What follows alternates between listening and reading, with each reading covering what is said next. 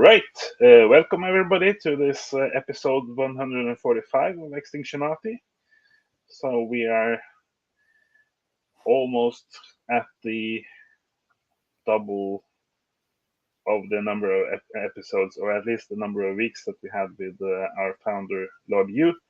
But back in those days, we had two episodes per week, one for the eastern part of the planet and one for the western part of the planet. So they ran higher episode numbers, but we have got almost the same amount of weeks.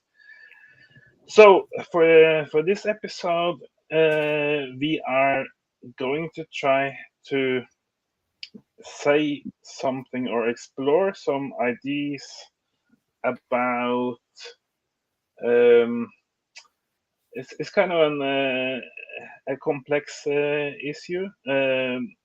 It's like if you have from the deep ecology basis uh, a concern for other species like plants and animals and insects and fish in the sea and birds in the sky and everything, then obviously this industrial civilization is not the best option because it's sort of grinding them down into extinction, and there is a hope for a better world after this one collapses. But then you hear people talk about, for instance, that the climate panel, the IPCC, is being ruled by, unofficially ruled by economists and sort of big oil, and basically ruled by people who don't have uh, climate solutions or climate science at heart or in their minds, and that these people are sort of working for the status quo, and in a sense, to cut the long story short, they are working the IPCC towards a faster collapse of society, of civilization. And also, you have some similar things about, how the European Green New Deal and the American Green New Deal, critics of them, those political deals, are saying that, yeah, but with all the kind of mining and all the fossil fuels you will have to use in order to extract this new energy materials and technologies, and even to restart a windmill after it stops, you need to go up using a helicopter to start the blades rotating. All kinds of things that you need fossil fuels for, even in the green energy economy, and also the all the kinds of mining and nature destruction that goes with the new energy economy, plus the fact that you continue to have a growth economic growth economy. So bottom line, all of these things about the sort of so-called Green New Deal, people say that that will cause a faster collapse. So then the question for us as what Lord Yu called deep doomers, the question for us then is that should we support big oil, for sabotaging behind the scenes the climate panel, and should we support Justin Trudeau and WEF and Colonel Biden in the White House when he is launching us into a Green New Deal industrial fairy tale, uh, which we know won't solve the kind of situation or the problem, but because it would collapse this society faster. So it's kind of a big ask and a big question, and we can just start nudging at it, I guess. Maybe it needs to go over several weeks or months. I don't know.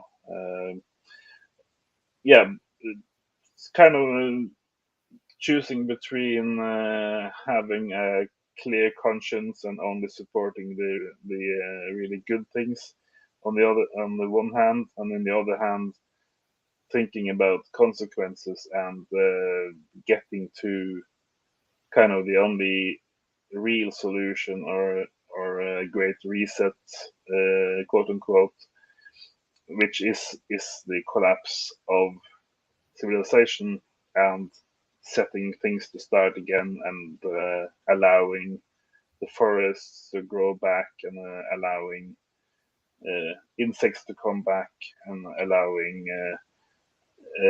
oceans to deplastify, to lose the plastic and recover. Yeah, that's about it. And just to add to what you were saying about this whole Green New Deal, and yeah, it's a big question, but I just wanted to add something, another add on to what you were just describing is how the green, like you hear about AOC, who's the spokesperson for the Green New Deal here in the US. I mean, like she's one of the main cheerleaders. And she recently, it was reported that um, she was in her district or the area that she represents.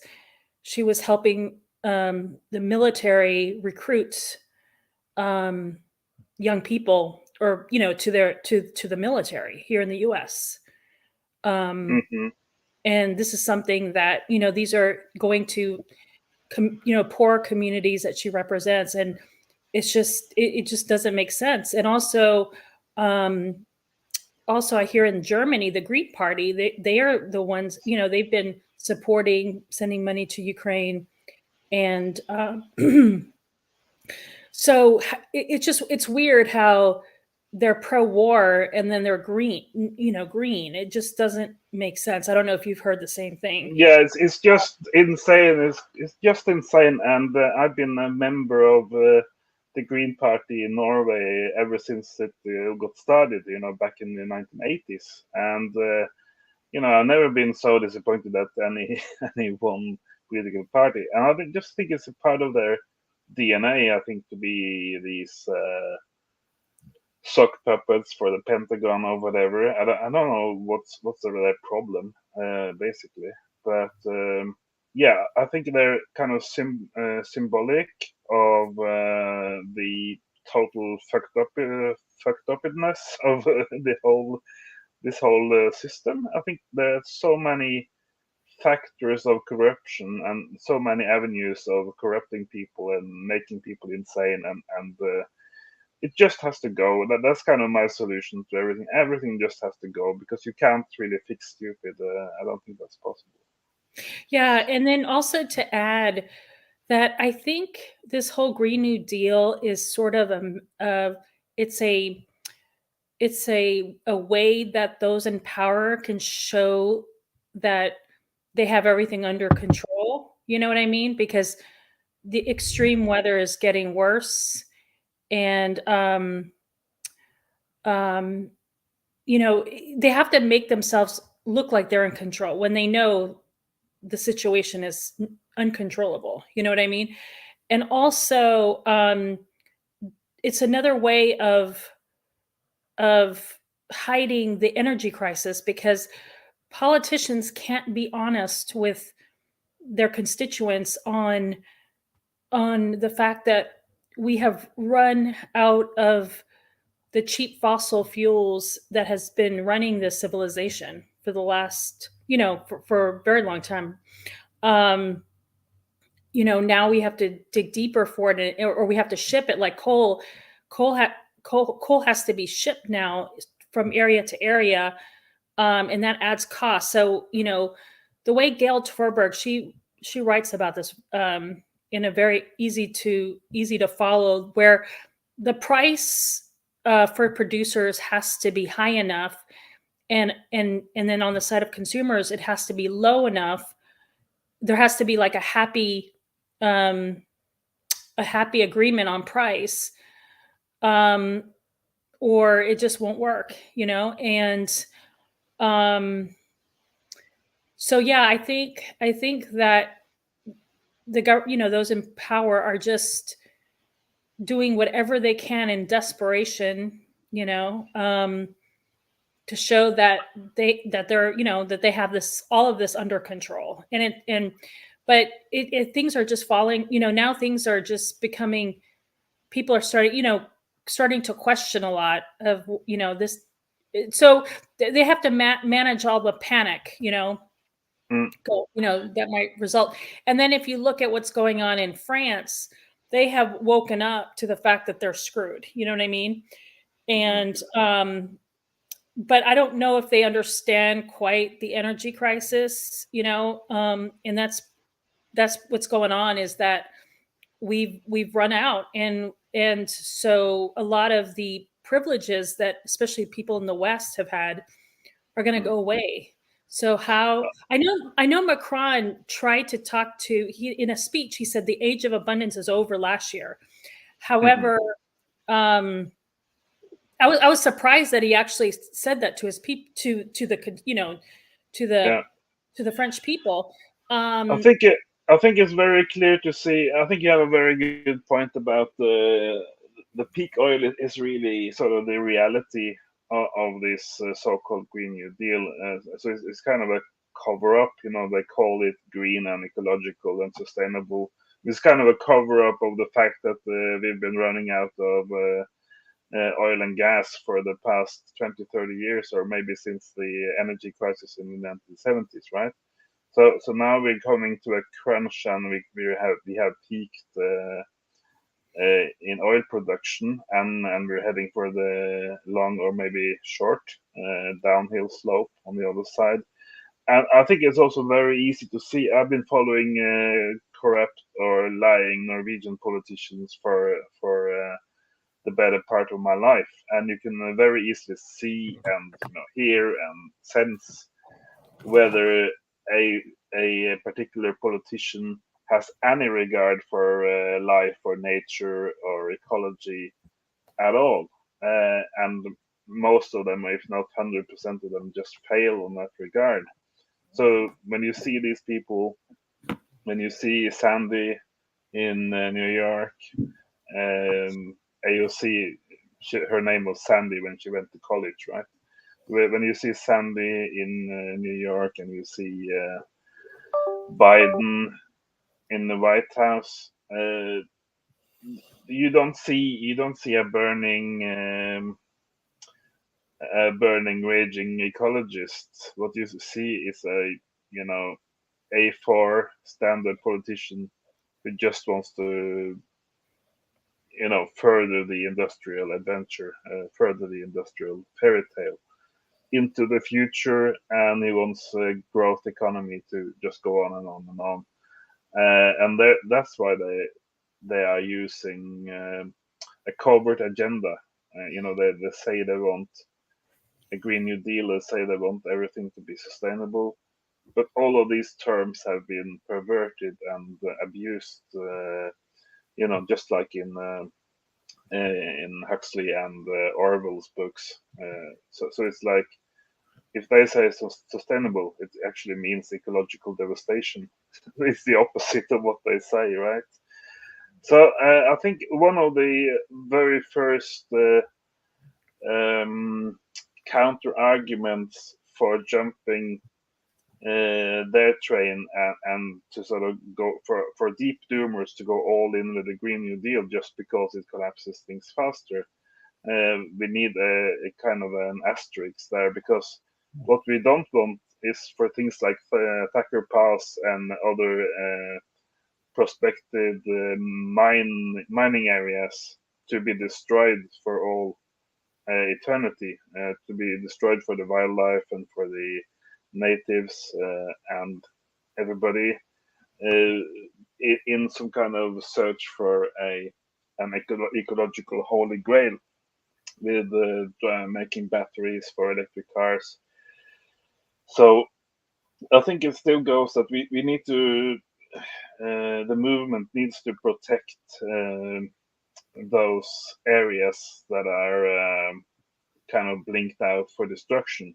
I think that still goes, uh, but I guess if the forces of ecological destruction, aka sustainability, which they call it themselves, if they want to go down a road which will fail and which will bring on a faster collapse, we should sort of generally let them do that if they want to do that, because it's kind of like when they, or at least some sort of covered state forces are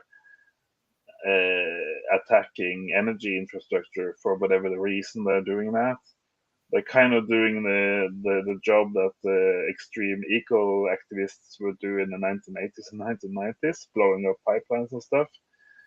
Uh, so if they have some kind of strange, mysterious plan, which in effect ends up with collapsing civilization, in general we should let them, but we should also protect the rivers and the forests. I think uh, locally, in the areas that we live and that we know about,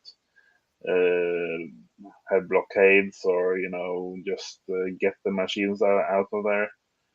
That's kind of my first counter argument there. Yeah, I mean, pretty much. The what I'm doing is I'm just letting it all collapse and helping. Like, I volunteer at the local shelter, and um, just getting. We have a community that's just getting stronger and stronger.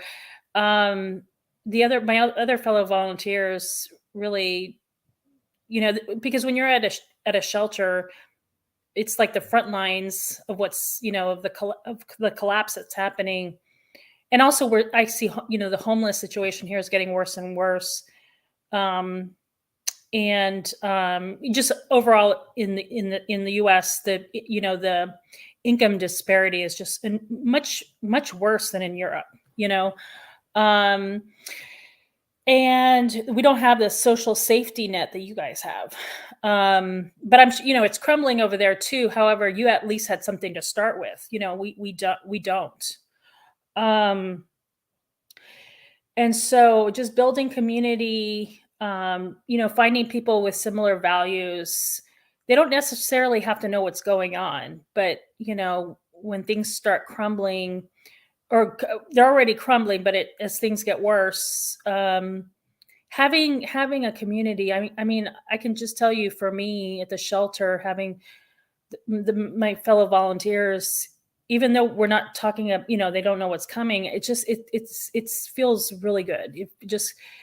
It's very grounding.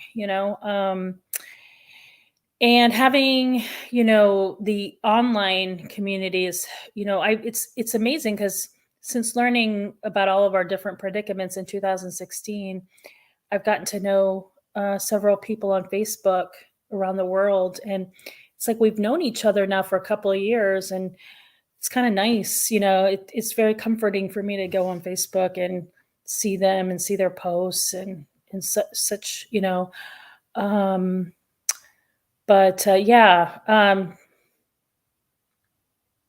So yeah, it's just basically the system. Like, and what you were saying about there's going to definitely be more. Um, what do you call it? Uh, what's the word when you try to do things on the internet to blow things up? What is that called? Eco, or no, something terrorism. Uh, Um,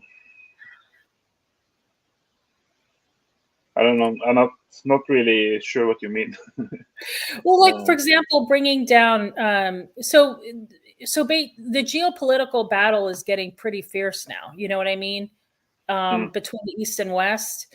sabotage. So they're going to there's just mm, so, and that's going to, because that's, having what's going on in Ukraine, that's a very expensive form of, we don't have we don't have enough energy for those kind of wars. You know what I mean? For on the mm. ground battles like it's happening. I mean, so a lot of the warfare is going to be cyber warfare because that's a lot more, cost effective. Yeah, So just weaken, going after, food, going after energy. That's bringing those things down. Um, is a way to, because for us, this is, for the West, this is an existential threat. We want to control Russia because of their oil, and mostly their resources, but in particularly oil. mm, um and we've always wanted to topple the government and be in control of that area. So uh people say, well, no, it's because the military industrial complex makes more money, blah blah blah, which, yeah, there's some truth to that. But the industrial military industrial complex, is my understanding, they make more money like in wars where we really um overpower the, like we have been fighting these wars in the Middle East where we really overpower the countries we go into. But this is a war which is much more costly when we fight against another country that has is military wise is more equal to us. You know what I mean? Or even the Russians are even superior. So it's very costly. So for us, this is not, so the military industrial complex doesn't make a lot of money on these kind of wars. This is what they're finding out. There's some studies that came out. I can, if you need, I can offer you a reference. However, um, what was I saying? Oh yeah, so there's going to be, so the economic warfare is really like the de-dollarization. That's really happening quickly, where um, there. So the warfare is happening in, not so much in like the traditional wars we've seen in the past, but we are definitely at World War One, pre World War Two. I think World War Two was an extension of World War One, so we're kind of in that period. You know what I mean? A big mm. geopolitical change, and Yeah, I think also exasperated by the climate. I mean, the climate mm, is really getting, the extreme weather is getting out of control, and it's just being so destructive to in we're, so we're just double triple whammies all the time. You know what I mean? I think this week we got the first news about the grain, the agricultural produce from Ukraine being contaminated because Poland didn't really want to buy it because it's so contaminated with all kinds of chemicals from the warfare, maybe Oh wow. depleted uranium America is using as well, down there. So you don't want to feed your kids with uranium because that's generally not a good idea. I don't think even Fauci would say that was a good idea to feed your kids, right? You're So are you saying that they're really the West has really been using depleted uranium? of course, Wow, everything that's that is everything that is fun is used in war. That's the point of war is that there is no rules, and you that just is throw everything you have at it. that's So that's Paul, a sign that the West is getting very desperate. If they're starting to do yeah, that kind of thing, that is a sign that the West is very desperate. yeah. So Poland and Hungary and I think Romania, they didn't want to buy grain from Ukraine, and we talked last week about Ukraine being the big corn chamber or breadbasket of Europe, and it kind of seems to be a part of the plan, to do just grind things down and make everything more scarce and more expensive. Uh, I don't really know what is the chicken and the egg in this case, but when you have all of these things together with the El Nino, which was gonna come somewhere down the line anyway, it kind of seems like a stupidity collapse or a controlled planned collapse. I don't know, but it's kind of a political collapse that was unnecessary. But when you add real world collapse like a kind of short-term heating like the El Nino is, which ends us up at a higher level, uh, then you really get to feel uh, a taste of what the main part of collapse will look like, right? And the Mhm. people will Yeah. go hungry in Paris and Brussels and Washington and London because of it. So yeah, I Yeah, think no, it's great. I mean, I'm hearing that inflation in Europe is 10% higher than here in the US. mhm, mhm, I think a lot of it is Europe is much more energy deprived, especially, well, I'm talking about like the NATO countries, like the mhm, Western. Um, they're really um, they're really. I just it the whole thing. There's just so many unknowns right now, and I think the answers will come, little bit by little bit. You know what I mean? The same, right? The same with climate. We just had this triple dip La Nina, and and then all of a sudden we have all this ice melting in Antarctica, um, which has been kind of dormant until the last 2 years. So, and then, you hear about the models not modeling very well the ice sheet melt, the IPCC's models not really covering that very well. So, and, this triple dip La Nina wasn't expected. The models were expecting more El Ninos. So it's just, we just have to be comfortable with just, just looking at things day by day. You know what I mean? I mean, changes are happening so fast, but it's sort of like being comfortable um n- just kind of like with climate. I don't look past 6 months. I try to just focus on the today and the next 6 months. um and the same with geopolitically, what's happening with civilization. The same thing, just this requires a lot of patience, and just not being afraid, just mhm. um taking it in, and uh what you don't think is going to happen is going to happen. This is what I'm Yeah. starting to. Yeah, I think My maybe you can. mom I always think told maybe me you can liken it to if you're in the cottage in the mountains and it's like April, May, right? You have some pieces of snow, some let's say half a meter of snow or something left on your stone deck outside your cabin, right? And it melts more and more every day, and because it's the spring and the sun is heating it, and you can kind of have if you watch it, you can kind of have a general um, impression that yeah, like in 1 or 2 weeks, all of the snow on the deck will be gone by itself, uh, melting, and you can see sort of it progressing day by day. But maybe on day number 8, you have a fresh snowfall overnight, right? So then you get some more snow, but that's kind of what you expect in April. And so yeah, it's complex, and you cannot really know exactly what day all of the snow on every side of your cottage will be gone. But you're sort of in the ballpark if you say 2 or 3 weeks, right? For that specific situation.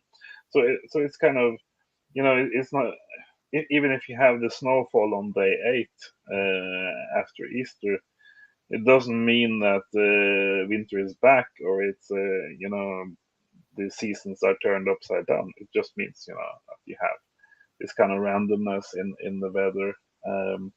Yeah, so I think we are getting back very fast to rapid warming, and the oceans are warming faster, even faster than the air. In many ways, what we're talking about with El Niños is that the air or the land world where we live, where humans live, over over the ocean um, surface gets to borrow some of that heat that was in the deep anyway, right? So it's kind of like a bank. We have lots of heat in the bank, and we can only withdraw it when there is an El Nino kind of. So we really get to feel some of how much warming has been caused already when we get the Now, El Nino. yeah, Yeah. yeah. Mm. To just to add something with what you were saying, even even if we're in neutral, enzo neutral, because the Earth energy imbalance is very high right now. Earth energy imbalance pretty much represents, where the heat is stored, um, and most of it, over 90%, is stored in the oceans. And then the remainder, is kind of broken down by air and ice and a few other things or whatever. So basically, um, the the Earth energy imbalance is very high right now. I think from Hanson's latest update, I think it's about almost, it's like 1 watt per meter square, and it could actually, it could be even higher than that. I think so. It's Yeah. between 1 and 1.6, I believe. We are the satellites have gotten really good at measuring this, and they calibrate it with the ocean data that comes out with the Argo floats. Um, so they calibrate it, and they're finding that the satellite data is pretty reliable. So I think it's actually between 1 and 1.6. It goes up and down, but it's been just getting higher and higher, you know what I mean? And so even a little, even if we're in enzo neutral and we have a little futz of an El Nino, just something little, that is still a problem. It'll heat up. Um, so we are safer in La Ninas. I mean, when I say safer, it's still pretty bad, but at least the worry, and you've been following the Arctic very closely. The worry is that, and I saw a paper about this, um, that enzos affect sea ice extent in the Arctic. So, like for example, I think I saw one of your posts showing the volume of sea ice from currently or a month ago or whatever, and it's very high. And I think that has to do with the after effect of this triple dip La Nina. Correct? Well, I don't really know, but the fact is, I like to start with the facts because one can think about different ways to analyze the facts. But the facts right now is that probably in the week starting today, next week in Europe, we are going to have a peak ice volume for the Arctic sea ice volume, and the only competitor, the only year that is close to this one is actually 10 years ago, exactly 10 years ago. So it's like, will 2013 be higher or lower than 2023? We don't know. So we're kind of at a 10 years ago level of ice, which is a lot because, it does go down. It does go down, even though people go around saying there's a pause to global warming. No, it's never been opposed to global warming. Yeah, so we know that it's going to take a hit from the El Nino that is going on now, but maybe the biggest effects of that will only show like next autumn, winter, and even more next spring, because there is a lag to these things, and it doesn't. We don't even have a we don't even have a El Nino conditions yet in South America, right? So it takes some time before the effects travel up to the Arctic. But I think the main thing here is you get this usually distorted news. The narrative that the news media is telling about what are the dangers about this El Nino, blah blah blah blah. Then they're talking about this silly 1.5 degrees and 2 degrees things that are only politically set sort of lines in the sand, and they have practically no meaning. The only meaning of uh, exceeding those artificial limits is that then everybody can see that the planning or the follow up of the agreement and stuff was just a big failure, big massive failure. But what sort of the IPCC and the UN and the media in general has been deceiving us about for the past 20 years or so when it comes to the climate and warming of this and this amount of degrees is that those limits that everybody heard about 1.5 2 degrees, they are only sort of agreed upon negotiated result of politicians talking to each other. So it has no basis in limits and tipping points and points of no return. So they want everybody to focus on the war in Ukraine, obviously, but on 1.5C, 2.0 C, while not telling anybody about the 0.5 C, maybe, the limit that we absolutely shouldn't have crossed 30, 40 years ago, right? So Yeah. everybody is supposed to sort of think, oh, yeah, the politicians are in control. Oh, Biden is such a wise sage of a man.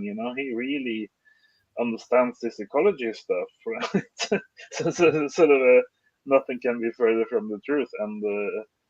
And the Green Party is, all over the place, trying to win some kind of stupid contest, or I don't know.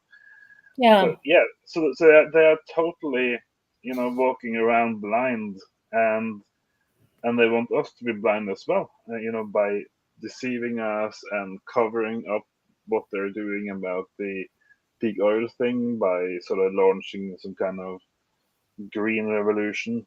Um, so it's like without information and knowledge and concepts and words that mean something, it's very hard for the population at large to think and talk about things, because Hmm. every word means something else than what you think, and it's kind of a total Orwellian system that we have built here. So I'm pretty hopeful that it can collapse and we can start something new. That's I mean it just from what I'm observing, I mean that it just seems to be um especially for some of the complex, the West is a very complex has a very complex economy.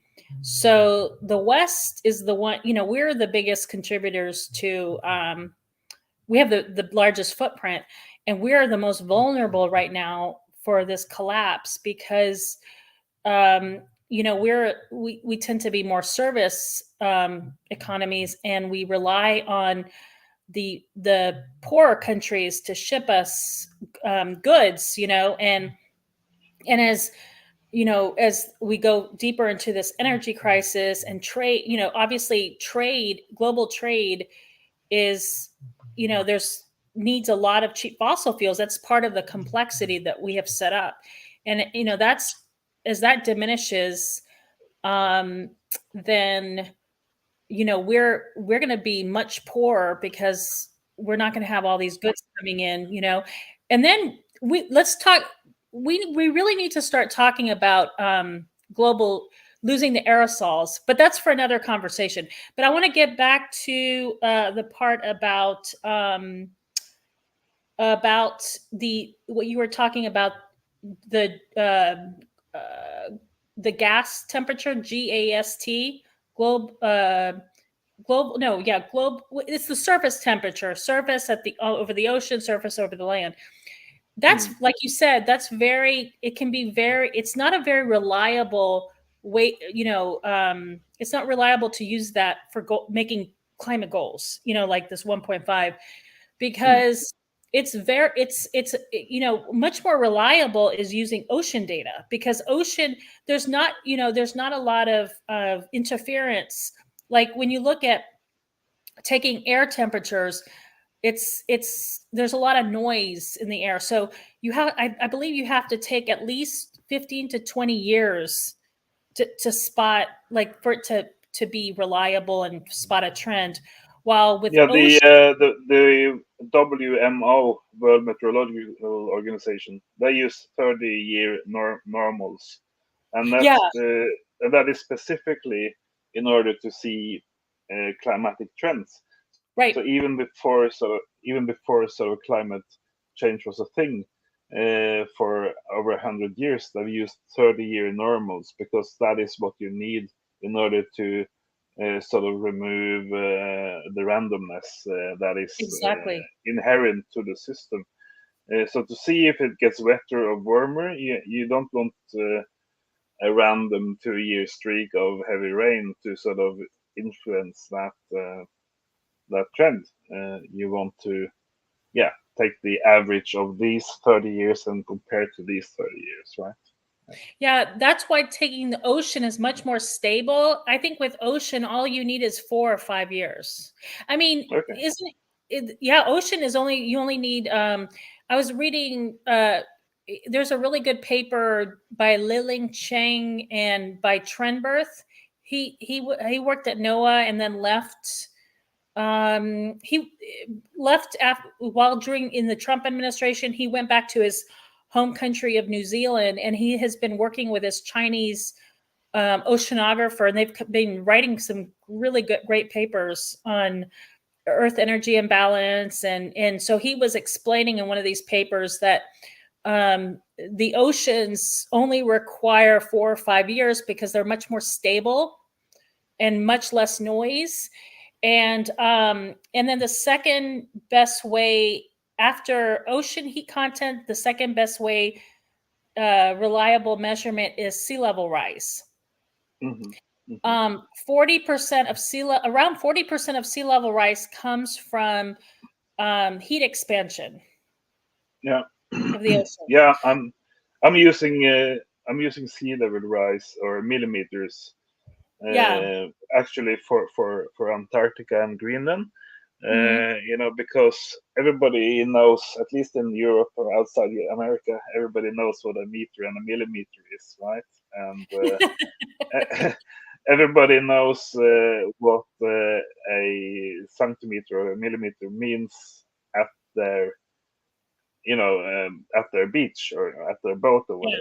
whatever. But people don't know what a cubic ton of ice far away is. People have no concept of that amount of ice.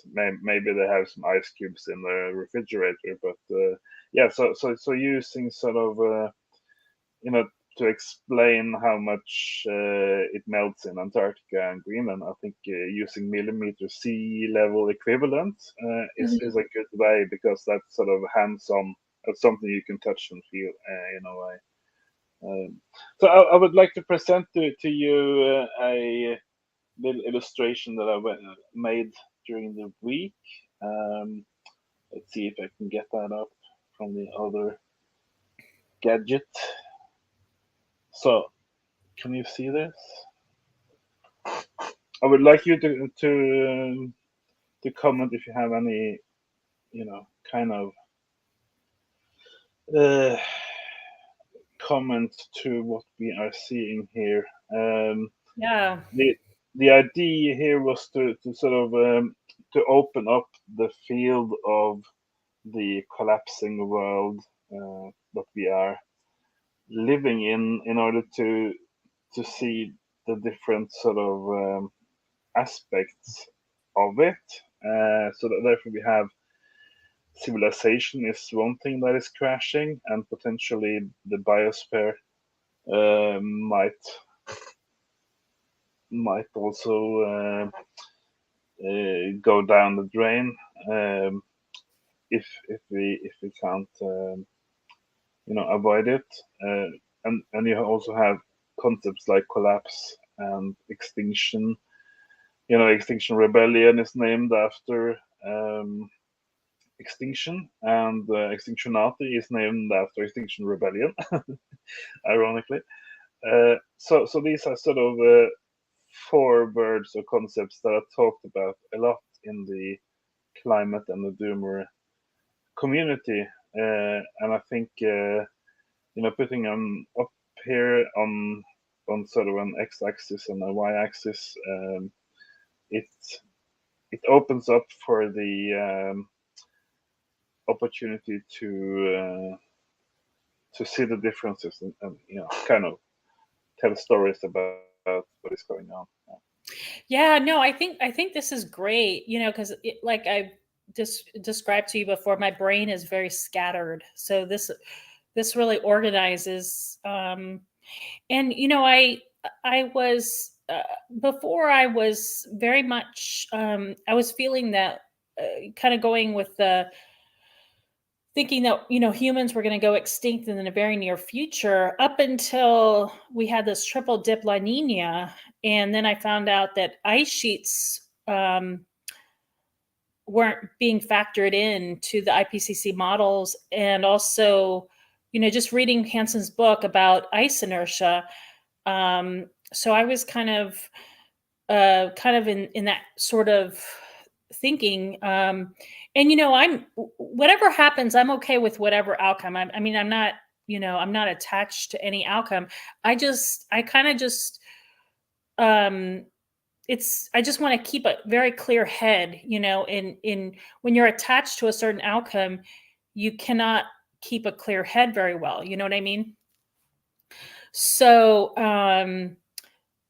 so I so I basically I'm starting to really realize that the earth is very complex, and um eh, yeah, it's incredibly complex. The more I read, the more I realize, wow, this is um it's going to be interesting to see. Hopefully we'll get to be connected to the internet and get to see, kind of track it as long as we can, you know what I mean? Yeah, yeah. What's happening now? It's kind of blinking. Okay, yeah. I think one of the things, if you read these different UN threat reports about climate and stuff, or the broader ecological outlook, I think one of the why is it doing this? Yeah, one of the things that they kind of forget to inform us about is that the biosphere is threatened by everything humans are doing. If they're building new roads, new airports, new cities, even, and sprawl, urban sprawl. Uh, there is always kind of a threat factor from what the human activity, and at the same time we have civilization on the left on this figure, and that is also threatened. Even in the mainstream press, you can see that civilization might not get through this, and the crucial part for the biosphere is that at the moment the civilization collapses, or perhaps 10, 20 years after, uh, all the stresses, all the other stresses from civilization, apart from the climate, which is sort of a runaway train which is going anyway, whether we stop it or not, whether we stop emissions or not. But all the other stressors from civilization, they stop when civilization goes away. So I think a lot of thinkers and some early prominent doomers, they they seem to forget about the relief for the biosphere that is implied in civilization crashing. So that I think that is a major point, because um, for the billions of species that are not called human beings, uh, they've kind of been living in the shadows, more or less literally, up until now, and they will, have their day in the sun, or have their millenniums in the sun, after civilization goes. So that is one way that collapse is opposite from extinction, on the y-axis here, because if you can have a preventative collapse, like take away the sort of toxic bit here, which is civilization, then you can actually work against extinction of the biggest number of species. So it's kind of one collapse, of one political system within one of the species, which seems like a kind of a small price to pay to preserve life on Earth in all of its millions of forms. Yeah, so that's kind of one of my Yeah, thoughts on it.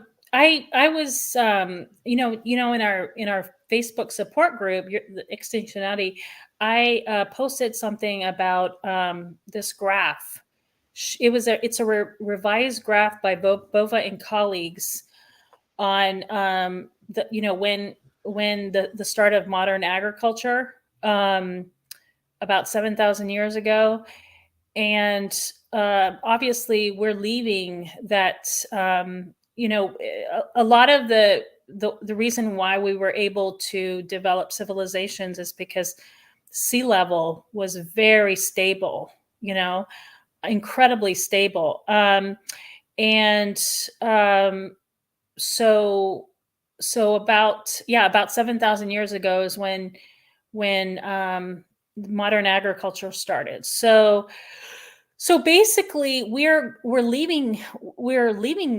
already left. I mean, if we look at greenhouse gas levels, and a sea level rise, we're leaving that area. So, if humans do survive, there's, um, the it's better that there's the least least amount of humans as possible, if you know what I mean, for the rest of life.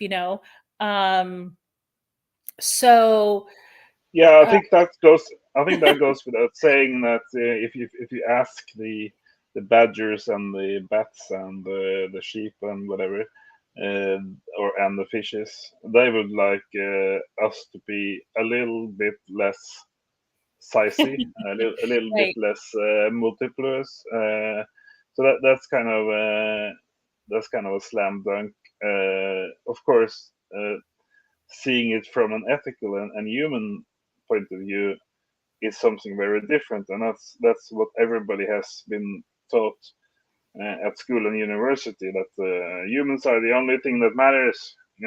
So you cannot be you cannot be cruel to humans, and we need to multiply, and we need to increase the tax basis. Yeah, but that's kind of your point of view. That's kind of your specific little point of view there, seeing everything from your and the human perspective. Yeah, go on. Yeah. Yeah, I mean, so basically, we yeah, so um and also the thought of death is terrifying to people. I mean, I've looked at I, I I think I've been very just shocked by um self-delusion in humans. I mean, I finally found the work of Sheldon Solomon, Ernest Becker, you know, and also Danny Brower and Ajit Varki. They wrote a book called Denial, and just the mechanisms they go through the evolutionary process of the human brain and how it developed, and how easily we delude ourselves. We grab on if we don't like something, we just grab onto delusion. I mean, that's how we're wired. And um, I think for the humans that survive, that will likely be bred out. There will be much less delusional just for survival purposes. I think I think the kind of delusion, maybe the genetics that have dominated in these last thousands of years among humans has been more delusional, just because civilization rewards that. It rewards psychopathy, it rewards delusion. Um, you know um, and so I think probably hunter gatherers had a lot less of that for survival purposes. You know what I mean? Mm. Yeah, So I think um like native Inuit culture, yeah, for instance, in northern Greenland, they reward sharing, so they reward the opposite. They always reward sharing. So some seal hunter comes back with his dog sled, having caught a seal or three, even before he gets inside his house. The seals are shared with the different families living in the village, right? So even before the, the blood has dried or run off it or frozen, maybe it's been shared to the other people there, so that and that's the same, when some of the people from some of the hunters from the other houses go out and come back, right? Then that is shared down near the ice, near the village, to all the families, and that's just how it works, because everybody's gotta eat, and they've been living like this for thousands of years.